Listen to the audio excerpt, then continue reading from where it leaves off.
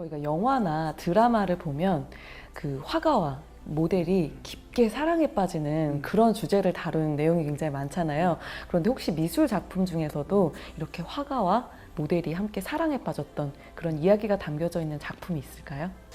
사실 예술가의 사랑 이야기는 정말 쉽게 좀 얘기하면 차고 넘칩니다. 왜냐하면 예술가가 사랑 없이는 예술적 영감을 떠올리기 어렵잖아요.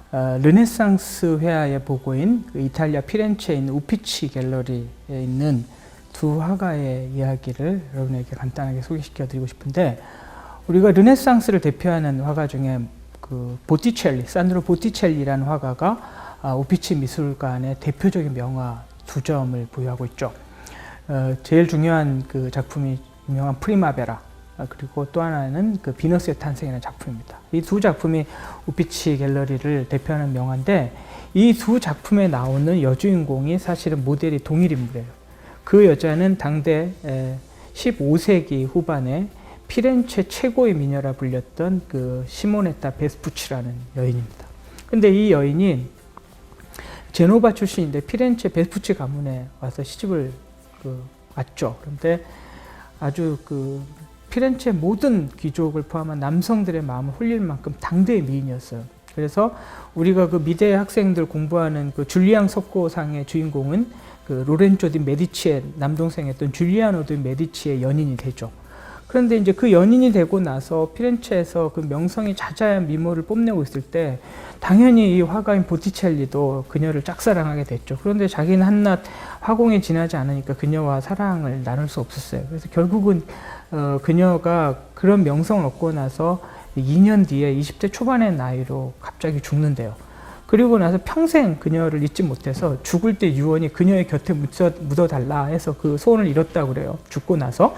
그래서 살아있을 때 이제 그것을 잊지 못해서 자신의 많은 그림에 그녀를 등장시킵니다. 오늘날 우리가 알고 있는 보티첼리의 비너스나 많은 여성을 그린 작품에는 그 시모네타 베스푸치가 꼭 등장을 합니다. 그래서 여러분 그 시모네타 베스푸치를 검색을 해서 나오는 그림도 하나같이 너무나 아름다워요. 그래서 미술사상 가장 미인이다, 모델로서 가장 미인이다라는 평가를 받는 그 여인이 시모네타 베스푸치고, 또 그 산드로 보티첼리의 마음속의 연인이자 모델이었다는 얘기 또 드리고 싶고, 또 한 작품은 역시 보티첼리 전시실 바로 옆에 그 필리포 리피라는 그 같은 동시대 화가입니다. 동시대 화가의 작품인 성모자와 두 천사라는 작품이 있어요. 그리고 이 두 화가는 또 관계가 있습니다. 필리포 리피, 보티첼리가 필리포 리피의 제자였어요. 그런데 이 필리포 리피는 그 이름 앞 프라라는 말이 붙습니다. 프라는 존경하는 형제 이런 뜻입니다. 수사를 얘기하는 거예요. 그래서 뭐 그 필리포 리피 하면 수사 필리포 리피 이런 의미인데요. 이 필리포 리피는 왜 그 수사가 됐냐면 신앙심이 돈독해서 된 게 아니고, 어릴 때 고아로 자라서 당시에는 고아들은 대체로 수도원에 들어갔어야 돼서 수사들이 이제 그 길러주니까, 그래서 신앙심이 깊어서 수사가 된 게 아니었던 거죠. 그런데 그는 그 자기의 어떤 그 예술적 그 욕망, 그 다음에 삶에 대한 꿈이 수사가 되는 게 아니었고, 그리고 예술적 길을 수도원에서 부리기에는 이 사람의 욕망이 너무 컸던 거예요. 그래서 이 사람은 자기를 알아주는 여자가, 자기를 사랑해주는 여자가 자기 애를 낳고 같이 살아주는 걸 바랬던 평범한 사람이었던 거죠. 수도원에 가서 한 그 그림을 주문을 받자 그 수도원의 견습 수녀로 들어온 한 수녀님한테 꽂힌 거예요. 그녀의 이름이 루크레치아 부티라는 여성이었는데, 그 수녀님을 꼬시려고 원장한테 그렇게 그 감언이설로 저 수녀님을 모델로 세워야 된다라고 해서 방금 말씀드린 성모자 두 천사의 성모 마리아 마돈나를 그 자기의 훗날 그 부인이 되는 루크레치아를 모델로 세운 거죠. 그리고 나서 그림을 그리고 결국은 둘이 파괴를 하고 둘이 도망간 거예요. 그래서 결혼을 하고 아들을 낳죠. 그래서 그 아들이 아버지 못지않은 그림 솜씨를 보인 필리피노 리피라는 화가가 있어요. 그래서 여러분 미술사에서 꽤 유명한 화가입니다. 그리고 이 필리피노 리피가 12살 때 이 아버지 필리포 리피가 죽자 그는 아버지 제자였던 보티첼리의 문화에 들어가서 또 그림을 배워서 당대 화가가 됐다는 이런 아주 재미난 사연이 있습니다. 그래서 오늘은 두 화가, 르네상스를 대표한 두 화가의 사랑 이야기를 여러분에게 전해드렸습니다.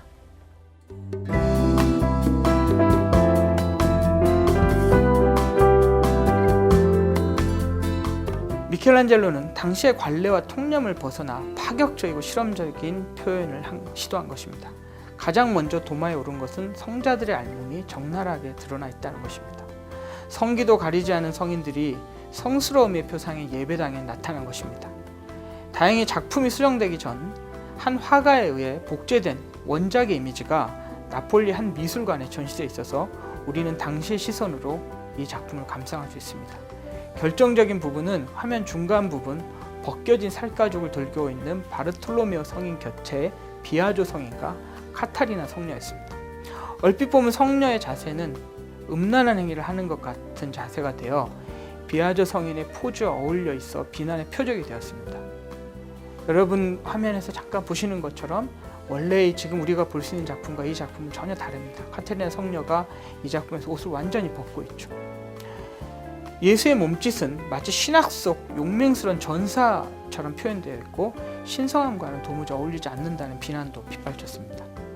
그 냉정한 시선은 훗날 인상파가들이 발견했던 우리 눈에 보이는 그대로의 진실, 있는 그대로의 대상을 이처럼 평면 위에 재현하려 했던 시선이었습니다.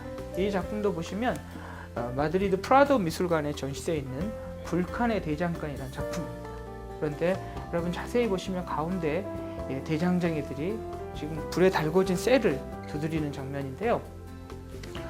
여기 있는 인물들의 몸의 표현들, 인체 표현들은 거의 고대 조각을 연상시킬 만큼 정교하고 다음 화면을 보시면 만지면 뜨거울 만큼 이 그 쇠조각 하나를 아주 절묘하게 사실적으로 표현합니다. 그리고 저기 테이블에 올려져 있는 테라코타 세라믹 보이시죠?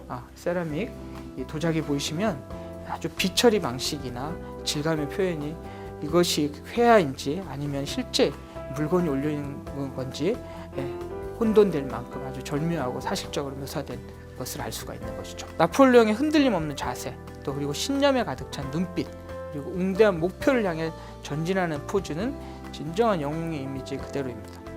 그림을 좀 더 자세히 살펴보면 나폴레옹이 타고 있는 백마와 바위 사이에 난 그림자 너머로 작게 표현된 병사들이 수레를 끌고 힘겹게 고개를 넘는 모습이 그려져 있습니다. 나폴레옹이 먹구름이 짙게 깔린 험난한 날씨와 위험한 산세에도 불구하고 침착하게 군사를 이끌어 마침내 승리로 이끌었음을 나타내고 있는 것입니다. 화면 아랫부분 백마의 뒷발에 모여있는 바위를 봅시다. 여기에는 노란 글씨로 왼편부터 나폴레옹을 뜻하는 보나파르트, 고대 카르타고의 전쟁 영웅인 한니발, 그리고 신성 로마 제국의 샤를마주 대제의 이름이 차례로 새겨져 있습니다. 이들은 모두 군대를 이끌고 알프스를 넘었던 역사상 최고의 영웅들로서 나폴레옹을 이들과 같은 레벨로 축에 올린 것입니다. 한편 방금 소개해드린 작품은 루브르에 소장되어 있는 폴 들라로시의 같은 주제의 작품 알프스를 넘는 나폴레옹과 비교해보면 훨씬 재미있는 사실을 발견할 수 있습니다. 그의 작품은 나폴레옹 사후에 그린 것으로 정치적으로 미화된 다비드의 그림과는 달리 상당히 사실적으로 묘사되어 있습니다. 폴 들라로시 역시 같은 주제의 그림을 3차례 제작했는데요. 루브르 소장품이 처음 그린 원본입니다. 들라로시는 작품을 의뢰한 아서 조주와 영국 사람입니다. 함께 루브르에 전시된 다비드의 작품을 보고서는 이 작품이 전혀 사실적이지 않다는 데 의견 일치를 봅니다. 나폴레옹에 관한 것이라면 무엇이든 수집하던 조지는 들라로시에게 의뢰해 훨씬 더 사실적인 작품을 그려달라고 의뢰합니다. 이에 들라로시는 당시의 사건을 제대로 재현하기 위해 스스로 여러 문헌을 탐독했다고 합니다. 나폴레옹이 입고 있는 회색의 남루한 코트도 이런 고증을 통해 그려진 것입니다. 다비드가 그린 멋들어진 제복에 비하면 형편없이 초라하지만 추위를 막기 위한 제복으로는 더 현실감 있어 보입니다. 그의 무표정한 얼굴은 추위 때문인지 다소 수척하고 침통합니다. 다비드가 그린 자신감 넘치는 영웅의 표정과는 천지 차이죠? 아주 여기서 재밌는 실험을 한번 해보겠습니다. 17세기 저희가 강의에서도 소개한 바 있는 바로크의 등대 역할을 했던 카라바조의 엠마오의 만찬에 있는 사과정물입니다. 세잔의 사과정물과 이 카라바조의 사과정물 한번 비교해 보겠습니다. 먼저 런던 내셔널 갤러리에 전시된 엠마오의 만찬에 있는 부분 정물이죠. 가까이 보면 누가 봐도 모든 대상 하나하나가 사진처럼 정교하고 객관적 묘사에 충실함을 어렵지 않게 알 수 있습니다. 이런 방식이 세잔 이전에 모든 화가들이 추구했던 대상에 대한 실제적 접근이었고 진실의 추구였습니다. 그러나 다음 세잔의 작품을 보십시오. 오렌지, 사과 등이 뒤엉켜서 확실히 구분되지 않습니다. 그리고 형태 혹은 또 색채 역시 대상의 실체와 달리 다른 대상에게 영향을 주고 있음을 알 수 있습니다. 과일과 과일의 경계면에 있는 색채는 불분명합니다. 마치 뭔가로 붙여놓은 듯 합니다. 그러나 멀리서 볼수록 재밌는 경험을 할 수 있습니다. 이 방법은 제가 파리 오르세 미술관의 세잔 전시실에서 관람객들에게 직접 시범을 보였던 아주 재밌는 방법입니다. 카라바초의 과일들은 멀어질수록 실체가 불분명해 보이고 형태가 희미해집니다. 보통 우리가 모든 물체를 볼 때 나타나는 현상입니다. 그러나 세잔의 과일들은 반대로 거리가 멀어져도 어떤 면에서 오히려 더욱 명확하게 우리 눈에 그 형태가 전달된다는 사실입니다.